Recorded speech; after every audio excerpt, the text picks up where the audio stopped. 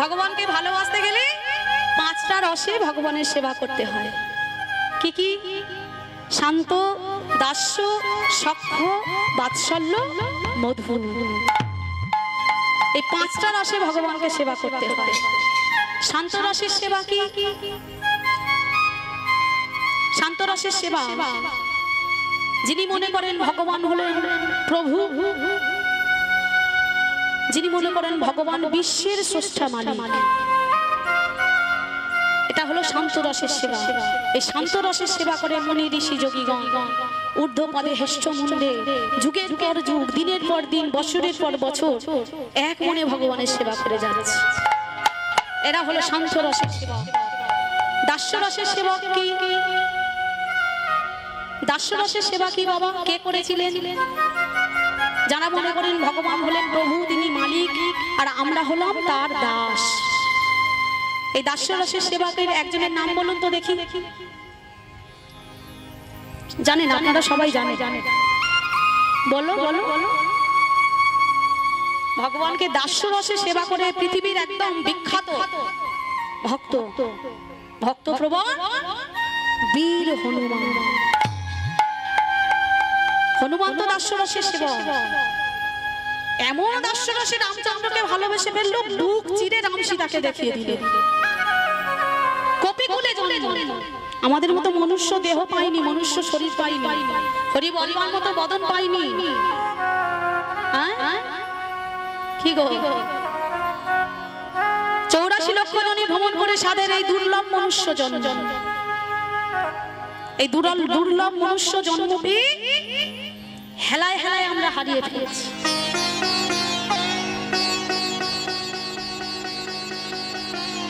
একবার যে সারা দিনের মধ্যে একবার যে কৃষ্ণের চরণে বসে কৃষ্ণের কাছে বসে নতি স্বীকার করব, নিবেদন আবেদন করব, সেই সময়টা, সেই ধৈর্যটা আমাদের নেই। আমরা ভুলে গেছি বারে বারে আর আশা হবে না। কে বলতে পারে এটাই আমাদের শেষ জন্ম নয়? কীর্তন গাইতে এত দূর থেকে, সেই পুরুলিয়া থেকে এখানে এসেছি, আবার যে আমি কীর্তনে পরের দিন যেতে পারবো তার কোনো গ্যারান্টি আছে? নেই। আপনারাও যে এই মঠ থেকে কীর্তন শ্রবণ করে প্রসাদ পেয়ে বাড়িতে যেতে পারবেন তার কোনো গ্যারান্টি নেই। কিন্তু আমরা এতটাই আমরা মনে করি আমরা খুব চালাক, এতটাই অজ্ঞ, এতটা মূর্খ। টাকা পয়সা গয়নাগাটি সুন্দর করে সাজিয়ে গুছিয়ে ব্যাংকে লকারে রেখে দিচ্ছি, পরে ব্যবহার করব। কিন্তু এই সময়টাকে আমরা অপচয় করছি। কি গো? টাকা পয়সা গয়নাগাটি গেলে পরে আবার তুমি তৈরি করতে পারবে, আনতে পারবে, ইনকাম করতে পারবে। একটু একটু করে এই যে সময়টা চলে যাচ্ছে, এই সময়টা তোমাকে কেউ ফিরিয়ে দিতে পারবে? এটা আমরা এতটাই অজ্ঞ, এতটা মূর্খ। কি হালে, কিভাবে সিনেমা দেখে দেখে, সিরিয়াল দেখে দেখে আমাদের ব্যস্ত জীবনটাকে নষ্ট করে দিচ্ছি। যদিও আপনাদের কাছে আমার মূর্খমি বলা, আপনারা সবাই কৃষ্ণ পথের পথিক, আমি আমার কথাই বলবো। ভগবানকে ভালোবাসার কথা ভুলেই গেছি, একটু একটু করে সময়টাকে শেষ করে দিচ্ছি। কিন্তু বারে বারে আর আশা হবে না। কি বললে?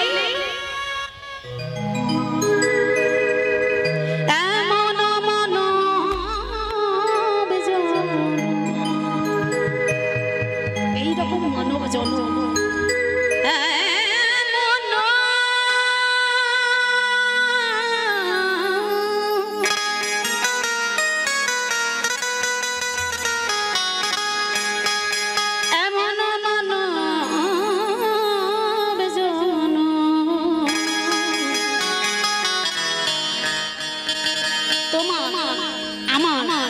আমাদের সবাই আর হবে না।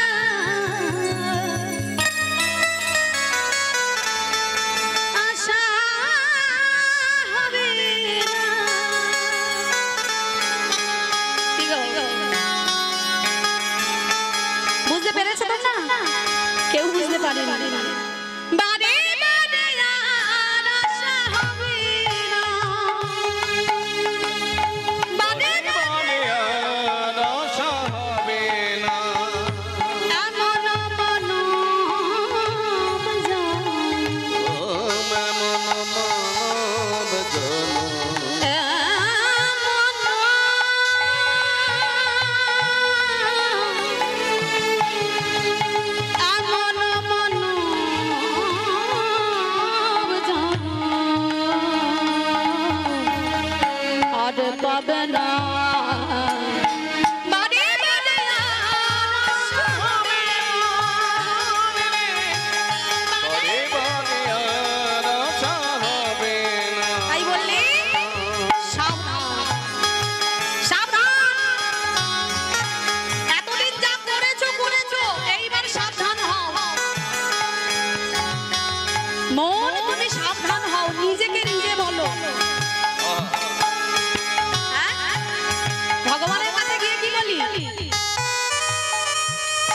সুন্দর একটা ছেলে দাও নিয়ে দাও ছেলের একটা সুন্দর যেন চাকরি পায় মেয়ের একটা সুন্দর জামাই হয় ভুড়ি ভুড়ি 5 টাকার বাতাসা নিয়ে যাব আর বলেই যাব এই দাও ওই সেই দাও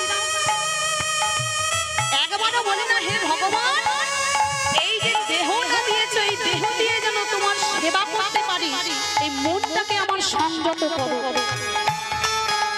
নিজের মনকে বলে এই দামি দামি গয়না গাটি দামি দামি কাপড় চোপড় বিশ্ব ব্রহ্মাণ্ড আর ঘুরিস না এইবার সংযত হ শুধরে যা আর সময় পাবি না সাবধানে চল হও হুঁশিয়ার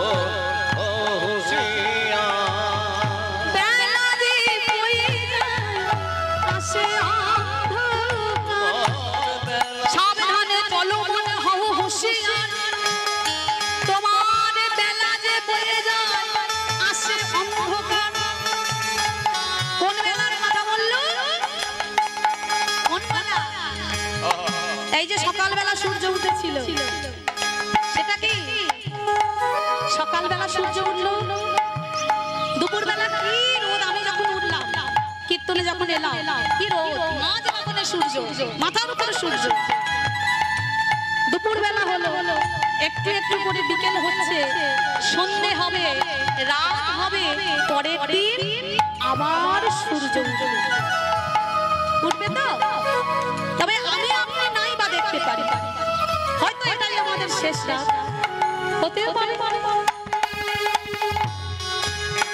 হয়তো আগামীকাল সূর্য আমি আপনি নাই বা দেখতে পারি কিন্তু সূর্য তার কাজ করবে আগামীকাল সূর্য উঠবে কিন্তু আমাদের এই জীবনে বেলা যেদিন সকালবেলায় মায়ের কোলে এলাম কোনটা সকালবেলা যেদিন মায়ের কোলে আমরা জন্ম নিলাম এটাই হলো প্রত্যেকটা জীবের সকালবেলা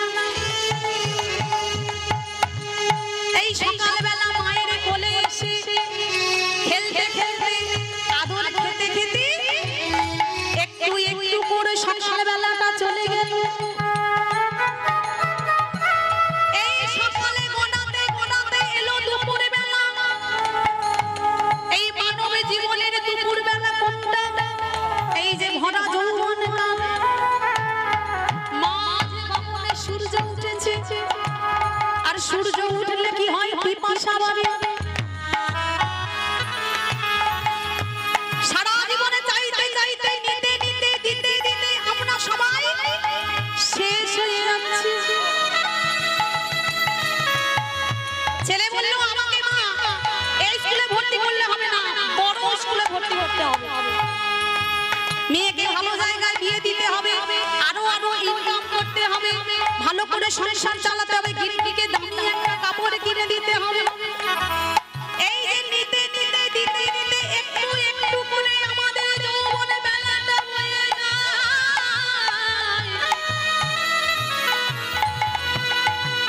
কখন যে আমাদের যৌবনে বেলাটা চলে গেল দেখো এই বাবাদের দেখে দেখো আমরা বুঝতে পারলাম না একটু একটু করে চুল পেকে গেল দাঁতগুলো সব সরে গেল শরীর নড়বড়ে হয়ে গেল। ভগবানের কাছে গিয়ে সকালবেলা ভগবানের চরণে তুলসী দেব, আর শরীরে সেই ক্ষমতা নাই, জোর নাই। ভগবানের কাছে গিয়ে একটু ভগবানের নাম করব, জিহ্বায় আর ভগবানের নাম উচ্চারণ হয় না। যৌবনে কাল চলে গিয়ে একটু একটু করে যখন আমাদের জীবনে কখন সন্ধ্যা নেমে গেল,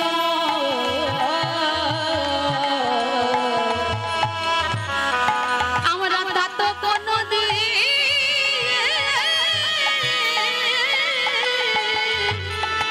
বুঝতে পারলাম না। কি গো, সংসারের সেবা করতে করতে যৌবন বেলাটা চলে গেল, আস্তে আস্তে আমরা সন্ধ্যা বেলায় চলে আসছি। প্রত্যেকটা জীবের জীবনে সন্ধ্যা বেলায় এসে উপস্থিত হয়েছে। এখন মনে করছে আমরা ভগবানের সেবা করব, কিন্তু 60 বছর বয়সে রিটায়ার্ড লাইফ, সাধারণ চাকরি থেকে বরখাস্ত করা হয়েছে, রিটায়ার্ড লাইফ। তাই এই রিটায়ার্ড লাইফে তুমি ভগবানের সেবা করবে কি করে? ভগবানের চাকর হবে এই যোগ্যতাটা আর আমাদের আছে? ভাগবত পাঠ হচ্ছে, সামনে এসে আমার ছেলে মেয়ে বসিয়ে দিয়েছে। ভাগবত পাঠক মহারাজ বললেন, কই বলো দেখি নিতাই গৌর প্রেমানন্দে হরি বল। হরি বলবো কি করে? হরি বলতে গিয়ে হবি উচ্চারণ হয়ে যাচ্ছে। কেন? সামনের দুটো দাঁত পড়ে গেছে, আরে হরি বলতে পারি না। একটু একটু করে আমাদের শরীর যেন অবশ হয়েছে, চামড়াগুলো লন্ড হয়েছে, দাঁত পড়ে গেল, চুল পেকে গেল, আরে ভগবানকে ভালোবাসতে পারি না। তাই তো বললে ওরে কলির জি, এইবার সাবধান হও। অনেক খেলেছো বাবা, আর খেলো না, সাবধান চলো হও হুঁশিয়ার।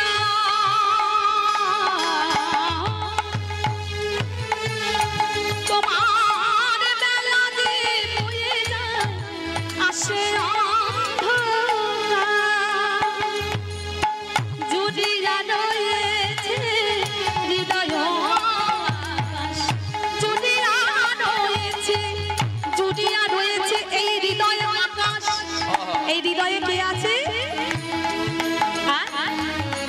হৃদয় আকাশ জুড়ে কে আছে? যে চলে গেলে আমি আর পল্লবী থাকবো না, ডেড বডি হয়ে যাবে। এই হৃদয় আকাশ জুড়ে বাম দিকে হাত দিয়ে দেখুন, ধপ ধপ ধপ ধপ ধপ একটা আওয়াজ হচ্ছে। এইটাই হলেন আমার পরম পিতা শ্রীকৃষ্ণ। যে কোনো কালও যদি আমাদের ছেড়ে চলে যায়, আমাদের এই সাজ পোশাক সব বেকার হয়ে যাবে, আমাদের অস্তিত্ব বিলীন হয়ে যাবে। তাই তো বললেন, কি বললেন? জুড়িয়া রয়েছে হৃদয় আকাশ, জুড়িয়া রয়েছে, জুড়িয়া রয়েছে হৃদয় আকাশ। এই হৃদয় আকাশে ভগবান আছে, কিন্তু আমরা কেন দেখতে পাচ্ছি না? একটা স্বচ্ছ পুকুরের জলে যদি পানা পড়ে থাকে, পানা হয়, তাহলে সেই পুকুরের জলে চাঁদের কিরণ কি আপনি দেখতে পাবেন? সূর্যের কিরণ দেখতে পাবেন? পাবেন না, কারণ জলের উপরে পানা ঢেকে রয়েছে, তো কি করে দেখতে পাবো? তাহলে আমাদের এই হৃদয়ে চিত্তরূপ দর্পণে আমাদের কৃষ্ণকে কি করে দেখতে পাবো? এই কাম কামনা রূপী ছয় রিপুজে আমাদের শরীরকে পাশা বেঁধে রেখেছে। তাই তো আমাদের পরম পিতা শ্রীকৃষ্ণের প্রতিচ্ছবি আমরা দর্শন করতে পারি নাই। জুড়িয়া রয়েছে হৃদয়,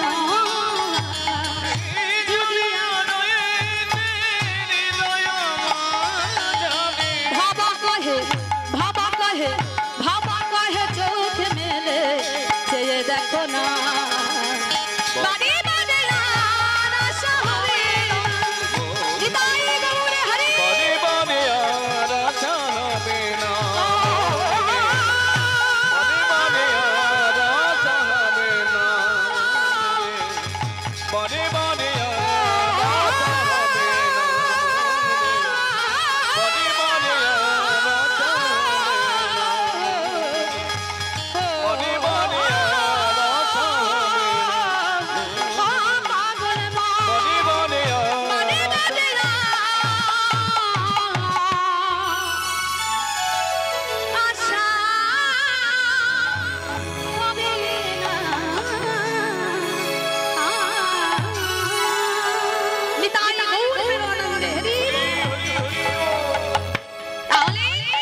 মনুষ্যকুলে জন্ম নিয়ে 84 লক্ষ জনি ভ্রমণ করে সাধের দুর্লভ মনুষ্য জন্ম পেয়ে আমরা ভগবানকে চিনতে পারলাম না। একটু একটু করে যে বেলাটা বয়ে যাচ্ছে, এইবারে যে কৃষ্ণের চরণে যেতে হবে এখনো উপলব্ধি করতে পারছি না। কোথায় ছিলাম মা? কিন্তু সেই ভক্তপ্রবর বীর হনুমান কপিকুলে যে জন্মগ্রহণ করেছিল, মনুষ্য শরীর যে পায়নি, সে রামচন্দ্রকে রাম সীতাকে নিজের হৃদয়ের বক্ষ চিরে দেখিয়ে দিল। কত সুন্দর দেখো। একদিনকে মা সীতা সিঁদুর পড়ছে, হনুমান গিয়ে বলছে মা তুমি কি পড়ছো? বলে কেন সিঁদুর পড়ছি। বলে মা সিঁদুর কেন পড়ে? বলে সিঁদুর পরে স্বামীর মঙ্গলের জন্য। এদিকে সবাই এদিকে ধ্যান দেন, যারা আসছে ঠিক বসে পড়বে, এদিকে ধ্যান দেন, সময়টা চলে যাচ্ছে। আবার বলছি হরি বল। বললে মা সিঁদুর কেন পরে? বলে স্বামীর মঙ্গলের জন্য পরে। তা তুমি কেন সিঁদুর পড়ছো? বলে এই জন্য তোকে বলো হনুমান, আমি আমার স্বামী আমার রামচন্দ্রের মঙ্গলের জন্য সিঁদুর পড়ছি। বলে ও তাই নাকি? সিঁদুর পড়লে আমার প্রভু রামচন্দ্রের মঙ্গল হয়? আমি তো জানতাম না। এ হনু জানে না, আমি তো জানতাম না। ঠিক আছে, এই বলে মা সিঁদুর পরে চলে গেছে। হনুমান কি করেছে? সকালবেলা সকাল সকাল স্নান টান করে শুদ্ধ বস্ত্র পরিধান করে মায়ের ঘরে 3 কোটো সিঁদুর ছিল, একেবারে মাথা থেকে পা পর্যন্ত মেখেছে। মেখে মন্দিরে বসে রাম নাম জপ করছে, রাম রাম রাম রাম রাম রাম রাম রাম রাম রাম। রামচন্দ্র মনে মনে করছে বেটা হনু কেন এখনো আসছে না? সকালটা হলেই আমার হনুমান এসে পড়ে। আজকের কি ব্যাপার? কোথায় গেল সীতা? একবার গিয়ে খোঁজ নাও তো দেখি আমার হনু কোথায়। খুঁজতে খুঁজতে খুঁজতে খুঁজতে দেখলো মন্দিরে গিয়ে কে একজন যেন বসে আছে, চিনতে পারছেন? তুই কে? তুই হনু? ও এ হনু, চিনতে পারছো? এই অবস্থা কেন তোর? এই অবস্থা কেন? বলে মা কেন আমি সিঁদুর মেখেছি। সিঁদুর মেখেছিস কেন? সিঁদুর মাখবো না? আমি তোমার ঘরে কালকে গেলাম, বললাম মা তুমি সিঁদুর পড়ছো কেন? তুমি বললে রামচন্দ্রের মঙ্গলের জন্য। আমি কি করবো বলো? তুমি বললে সিঁদুর পড়ছে রামচন্দ্রের মঙ্গলের জন্য। আমি ওই জন্যে কি করেছি জানো?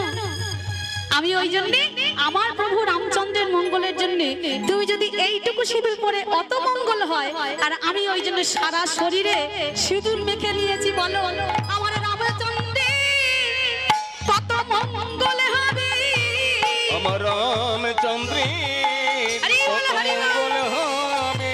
আমার প্রভু ছাড়া আমার কেউ নাই। বলো আমার রামচন্দ্রে কত মঙ্গল হবে।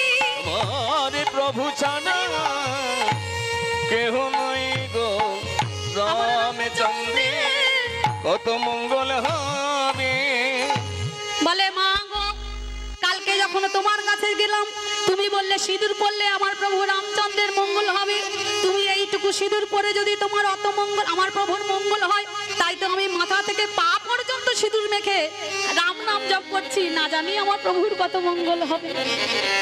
যেই না এই কথা বলেছি,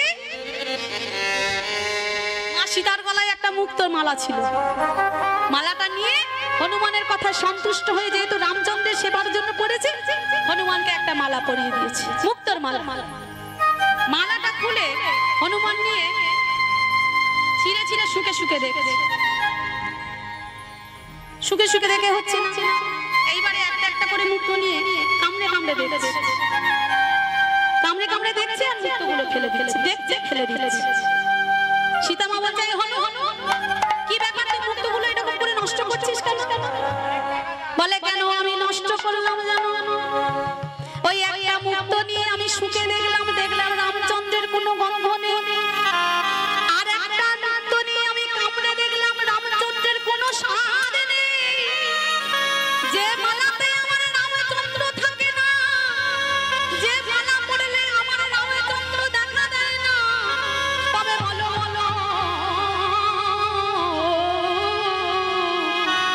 জানো মা আমার তেমন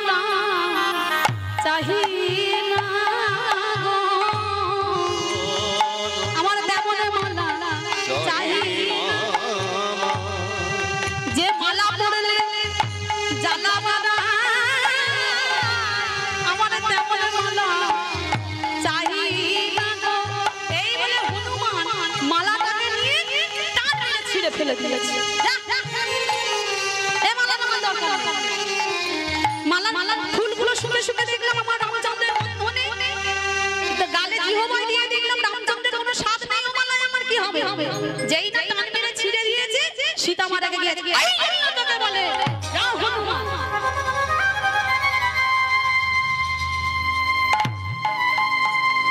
ওই জন্য তোকে বলে হনুমান। ওই যে বলে হনুমানের গলায় মুক্তোর মালা সাজে।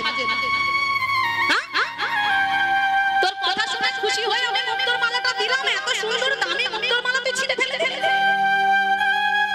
তাহলে ফেলবো না কি করবো? ওই মালার মধ্যে তোমার রামচন্দ্রের কোনো অস্তিত্ব নেই। রামচন্দ্রের অস্তিত্ব নেই, তা তোমার রামচন্দ্র কোথায় আছে? কেন আমার রামচন্দ্র আমার পক্ষ মাঝে আছে? বলে দেখাতে পারবি? হ্যাঁ দেখাতে পারবো। আমার রামচন্দ্র যদি আমায় কৃপা করে আমি দেখাতে পারবো।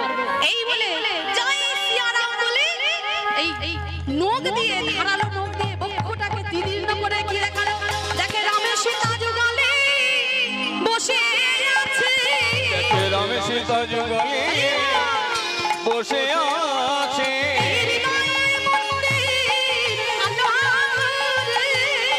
রামের সীতা যুগলে বসে আছে।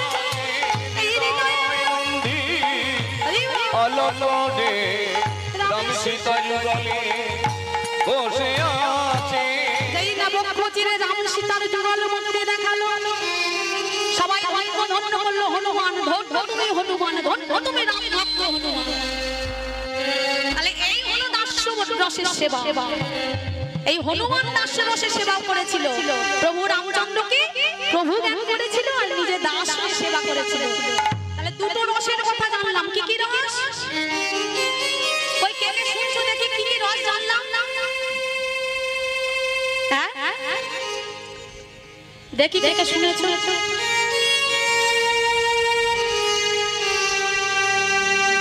শান্ত রস আর দাস্য রস দুটো জানলাম তো। এরপরে কি? সখ্য রস, মানে ভগবান হলে আমার বন্ধু। এই সুদামা আর কৃষ্ণ দুজন বন্ধু বন্ধু। এরা হলো সুদামা হলো সখ্য রসের ভক্ত।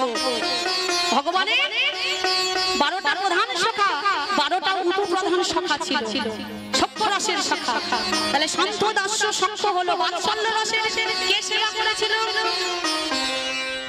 বাৎসল্য রসে? মা যশোদা। বাৎসল্য রসে সবাই আমরা গোপাল নিয়ে একেবারে ঘৃণা মা হয়েছি। মা গোপাল নিয়ে ট্রেন সব জায়গায় ঘুরে ঘুরে বেড়াচ্ছি। কি ভালোবাসি গোপালকে। মা যশোদার মতো সেবা করতে পেরেছি। দামোদর মাসে দামোদর দামযুক্ত উদর ভগবান যশোদা মার কাছে দড়িতে বাঁধা। কিসের দড়ি? ওই নবলক্ষ ধেনুর দড়ি। যতবার মা বাঁধতে যাচ্ছে 2 আঙ্গুল করে কম করছে।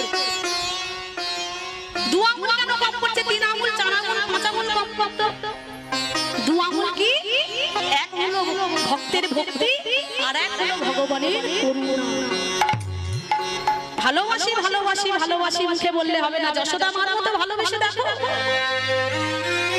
কতটা তার ভালোবাসা ছিল, কতটা তার প্রেম ছিল, কতটা তার ভক্তি ছিল, অনুরাগ ছিল বলে ভগবান তার কাছে এসে বাধা দিয়েছে। মা যশোদা অহংকার করে বলে গোপাল তোকে আমি বাঁধবো, দাঁড়া যাচ্ছি। এই বলে বাঁধতে গেছে, নবলক্ষ ধেনু দড়ি কম পড়ে যাচ্ছে। মা যশোদা অহংকার হলো, তোকে বাঁধবো বলেছে। এইটা ভগবানের সহ্য হলো না। তুমি আমায় বলবে আমি যদি না কৃপা করে ধরা দিই তুমি আমায় বাঁধবে? নিজের মায়ের অহংকার চূর্ণ করে দিল। নবলক্ষ ধেনুর দড়ি এসে যখন 2 আঙ্গুল করে কম পড়ে যাচ্ছে তখন মা যশোদা গোপালের কাছে কাঁদতে বসেছে। ভগবান দুটো জিনিস সহ্য করতে পারে না। এক হলো ভক্তের অহংকার আর এক হলো ভক্তের চোখের জল। এতক্ষণ অহংকার করেছিল তাই ভগবান ধরা দেয়নি। এইবারে যে মা যশোদা গোপালের কাছে গিয়ে কাঁদতে বসেছে, গোপাল তুই আমার কাছে ধরা দে, গোপাল তুই আমার কাছে ধরা দে। আমি যে তোকে বড় আশা করে বাঁধবো বলেছি, আমি তোকে বাঁধবো একবার। ভগবান অমনি সঙ্গে সঙ্গে মা যশোদার হাতে বাঁধা পড়ে বলল 2 আঙ্গুল দড়িটা হলো ভক্তের ভক্তি, ভগবানের করুণা। কৃপা করো, কৃপা করো, কৃপা করো বললে হবে না, করে পাওয়া তার নাম কৃপা। আগে করো ভগবানের জন্য, তবে তো পাবে। তাহলে এই হলো বাৎসল্য রসের সেবা। আর মধুর রসের সেবা কে করেছিল? আপনি আমি সবাই জানি। কে গো? মধুর রসের সেবা কে করেছিল? যারা মনে করে আমার ভগবান প্রিয়তম, আমি প্রিয়তমা, বা ভগবান প্রিয়তমা, আমি প্রিয়তম। মধুর রসের সেবা করেছিল আমার রাধা রানী, মীরাবাই। এরা মধুর রসের সেবা করেছিল। সর্বাঙ্গ দিয়ে ভগবানকে সেবা করেছিল। এ সেবা অনেক উচ্চ মার্গের, এখানে পৌঁছানো অনেক সমস্যা, এতটা সহজ জিনিস নয়। তাহলে পাঁচটা রসের মধ্যে একটা রসের সেবা করলেই হবে। আজকের যে রসের সেবার কথা আমরা শুনতে বসেছি সেটা হলো সখ্য রসের সেবা। ভগবানের সখা সুদামা। এই সুদামা ভগবানকে কতটা ভালোবেসেছিল, কতটা কষ্ট পেয়েছিল বলে ভগবানকে পেয়েছিল, এটা আমরা জানবো। তারা আগে জানতো ভগবান আজকে কোথায় আছে? মা যশোদার কাছে। আহা বসে আমার কোলে,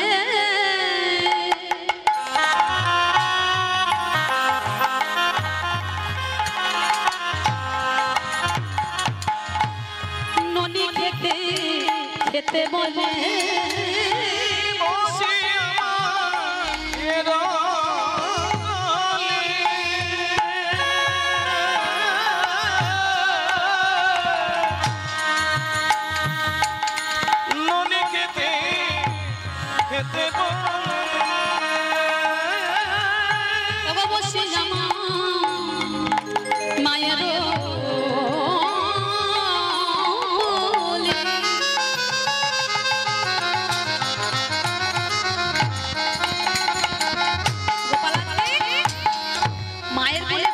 বলছে, মা আমাকে একটু সাজিয়ে দাও না মা।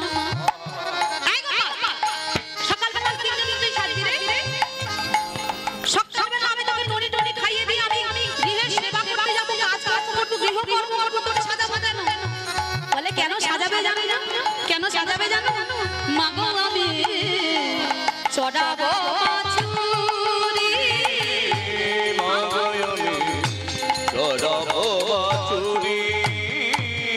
আমার ভরিয়ে দাও দেহ ধরা,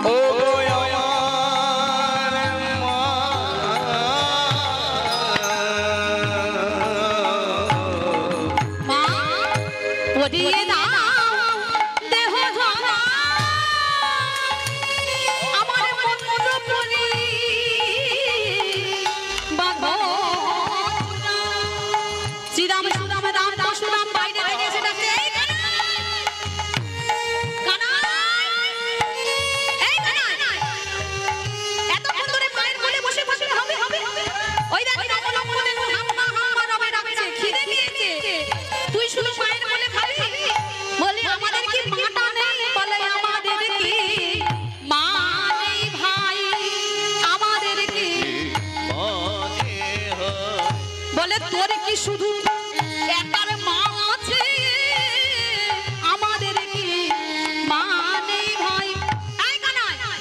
তোর একার শুধু মা আছে, আমাদের মা নেই?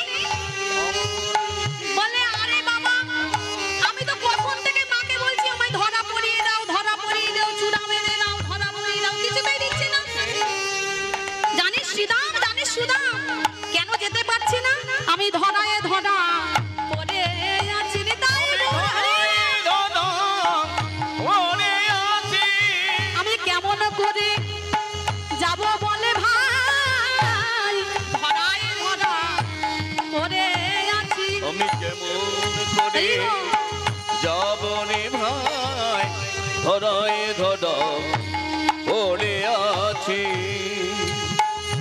বলে কেমন করে যাব? আমি তো ধরা পড়ে বসে আছি। ধরা মানে কি? ওই যে গোষ্ঠে যাওয়ার সময় এই যে এখানে বাঁধা হয় না, ওটা হলো ধরা। ধরা বলতে এখানে দুটো অক্ষরই অর্থ বলা হচ্ছে। ধরা মানে এই যে ধরা পড়ে বসে আছি, আবার ধরা মানে আমি বাঁধা পড়ে বসে আছি। একটা ধরা মানে এই যে ধরা চূড়া পড়েছি, মাথায় চূড়া পড়েছি, ধরা পড়েছি। আর একটা ধরা মানে মা যশোদার কাছে বাঁধা পড়ে বসে আছি। কেন জানিস? আমার এই মা যশোদা তো যেমন তেমন মা নয়। আমার এই যশোদা মা কেমন মা জানিস? এই মা হলো সেই ধরা মা, সেই ধরা মা। কোন ধরা মা?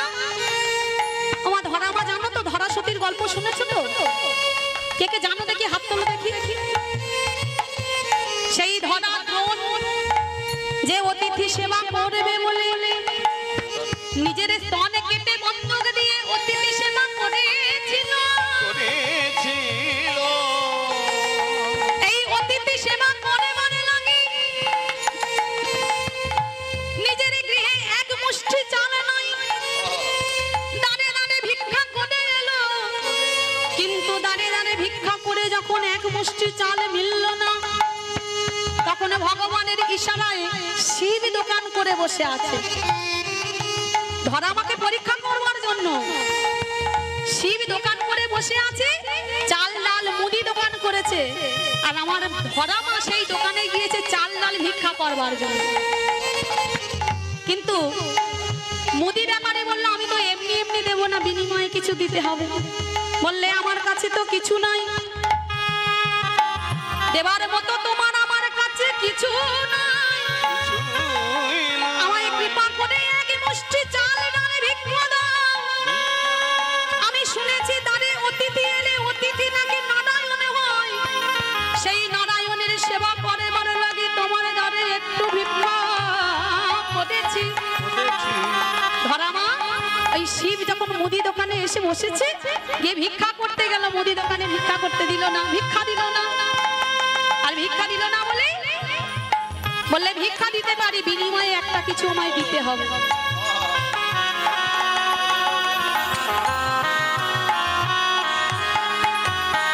হরি বল, হরি বল, হরি বল।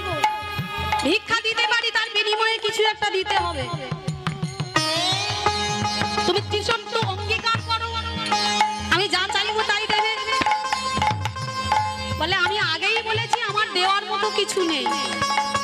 যদি আমার থাকে দেওয়ার মতো, তাহলে আমার এই জীবনটা পর্যন্ত আমি দিতে রাজি আছি আমার অতিথি নারায়ণকে সেবা করবার জন্য। বললে তোমার জীবন নিয়ে আমার কি হবে? জীবন চাই না। দিতে যদি হয় তোমার একটা স্তন কেটে বন্ধক দাও। ধরা মা বলল আমি তোমায় পুত্র জ্ঞানে ডেকেছিলাম। তোমায় পুত্র বলে যখন ডেকেছি, তখন আমার এই পয়োধর পাওয়ার তোমার অধিকার আছে। দাও আমাকে অস্ত্র দাও। আমার এই পয়োধরের বিনিময়ে যদি আমার অতিথি নারায়ণের সেবা, তাহলে আমি সেই পয়োধর তোমার কাছে বন্ধক রাখবো। তাই তো হারালো অস্ত্র দিয়ে একটা স্তনে কেটে মুদি দোকানে বন্ধক দিয়ে বললো এবার আমায় চাল ডাল দাও। সেই চাল ডাল নিয়ে যন্ত্রণায় ছটফট করতে করতে গিয়ে রন্ধন করে যখন নারায়ণকে সেবা দিয়েছি, তখন এক বিন্দু রুধির মাটিতে পড়লো। আর সেই অতিথি রূপী নারায়ণ বলল তুমি কি জানো না নারীর অসুচি অবস্থায় অতিথি সেবা দিতে নেই? বলে বাবা আমি তো অসুচি নই, তাহলে রুধির বিন্দু কেন মাটিতে পড়লো? বলে কেন পড়লো জানো? আমি তোমাদের মতো অতিথি রূপী নারায়ণকে সেবা করে আমার একটা স্থানে বন্ধক রেখেছি। যেই না যন্ত্রণায় ধরা আমার ছটফট ছটফট করছে, ওই শিবের প্রতি। তবে রে তুমি জানো না প্রত্যেকটা নারীর মধ্যে আমি বিরাজমান, আমি প্রত্যেকটা নারীর মধ্যে বিরাজ করি। তুমি ওই ধরা মাকে কষ্ট দিয়েছো, ব্যথা দিয়েছো, যন্ত্রণা দিয়েছো, আমি সহ্য করব না। মা দুর্গা যখন রেগে গেল, শিব বলল তুমি চিন্তা করো না, ওই যে রুধির বিন্দু মাটিতে পড়েছে, ওই রুধির বিন্দু দিয়ে একটা গাছের জন্ম হবে। কি গাছ? বেল গাছের। আর এই বিল্ল পত্র না হলে আমার পূজা হবে না। আর ওই পয়োধর হলো সেই বিল্ল গাছের ফল। যদি কোনো ভক্ত কোনো দামি দামি ফল আমায় দিতে হবে না, ওই একটা সামান্য বিল্ল পত্র আর বিল্ল ফল দিয়ে আমার চরণ মস্তকে যদি অর্পণ করতে পারি, আমি তখনই তার প্রতি সন্তুষ্ট হয়ে যাই। যেই না ধরা মা অতিথি রূপী নারায়ণের কাছে গল্প করল, অতিথি রূপী নারায়ণ বলল, মা গো, এ জগতে আমি অনেক অনেক ভক্ত দেখলাম, যাদের 3 তলা বিল্ডিং আছে, তাদের কাছে গিয়ে 10 টাকা দিয়ে চান, 10 টাকা বার করতে গেলে 7 বার ভাববে। পকেট হাতরে হাতরে হাতরে হাতরে একটা ছেঁড়া নোট বার করে তোমাকে দেবে। আর যার এই জীবনে কিছু নাই, যার ভগবানকে দেওয়ার মতো কিছু নাই, সে ভগবানের কাছে বসে কাঁদে, হে ভগবান, তোমাকে সেবা দেওয়ার মতো আর আমার কিছু নাই। তাই তো আমার দেহ মন প্রাণে জীবন যৌবন তোমার চরণে সেবা নিবেদন করলাম। এই দেহ মন প্রাণে জীবন যৌবন নিয়ে তার বিনিময়ে আমায় এই ভক্তি দাও, এই প্রেম দাও। ধরা মা বলল, হে অতিথি রূপী নারায়ণ, আমার চিনতে আর ভুল হয় নাই, তুমি কোনো সাধারণ অতিথি নও। এইবার আমাকে যুগল রূপে দর্শন দাও। যেই না যুগল রূপে দর্শন দিল, ধরা মাকে বলল, বলো মা তুমি কি চাও? বলে, আমি অন্য কিছু চাই না, এ জন্মে আমি একটা স্তন দিয়ে তোমার সেবা দিলাম, এবার আমাকে আশীর্বাদ দাও যেন যুগল স্তনে বাঁধতে পারি। এ জন্মে একটা স্তনে দিয়ে সেবা করলাম, যেন যুগল স্তনে বাঁধতে পারি। একটা স্তন দিয়ে সেবা করলাম, যুগল স্তনে বাঁধিতে পারি। যেই না এই কথা বলল, ভগবান বলল, তাই হবে তথাস্তু। আর কি চাও? বলে, আর একটা বর দে। এ জন্মে আমি ভিখারি হয়েছি, পরের জন্মে আমি আর ভিখারি হব না, আমি রাজরানী হব। আর রাজরানী হয়ে যত যত ভক্ত আমার কাছে আসবে, যা চাইবে যেন আমি তাই দিতে পারি। এ জন্মে একটু সেবা দেওয়ার জন্য কত না আকুতি মিনতি তোর কাছে করি, আমি দিতে পারি না, কিছু নেই, আমাকে এই আশীর্বাদ কর, এর পরের জন্মে যেন আমি রাজরানী হই। আর এ জন্মে একটা স্তন বন্ধক দিয়ে তোকে সেবা করেছি, এইবার আমাকে আশীর্বাদ কর, পরের জন্মে যেন যুগল স্তন দিয়ে তোকে সেবা করতে পারি। তাই তো সেই ধরা মা হয়েছে আমার যশোদা মা। সেই জন্য তো আমার ভগবান শ্রীরাম শ্রীরাম দাম বসুদামকে বললো, আমি ধরায় ধরা পড়ে গেছি। এ যেমন তেমন মামা, এ হলো ধরা মা। আর এই ধরা মার কাছে আমি ধরা পড়েছি, মানে বাধা পড়েছি। নিতাই গৌর প্রেমানন্দে হরি হরি হরি বল। বলে, শোন, তোর অত কথা আমার শুনবার সময় নেই, চল গোষ্ঠে চল, গোষ্ঠে লীলা খেলা করতে হবে। নবলক্ষ ধেনু নিয়ে, গোঠের পাল নিয়ে আমাদের যেতে হবে গোঠের মাঠে।